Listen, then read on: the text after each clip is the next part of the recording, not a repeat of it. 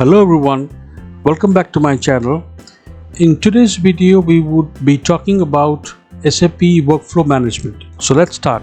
SAP Workflow Management is a tool used to automate business processes within the SAP system. It allows the users to design, execute, monitor and optimize workflows that automate a wide range of business processes. Now with SAP Workflow Management, organizations can define workflows to automate tasks and activities in areas such as finance, sales, HR, procurement, and many other areas. Workflows can be designed using a drag and drop interface and can be customized to meet specific business needs. SAP Workflow Management provides users with the ability to define approval processes, notifications, and escalations.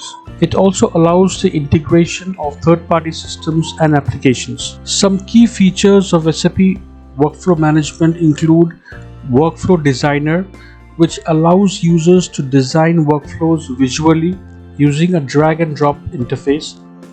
Then we have the Workflow Engine, which executes the workflows and manages the process flow. We have Task Management, which provides a centralized location for managing tasks assigned to users.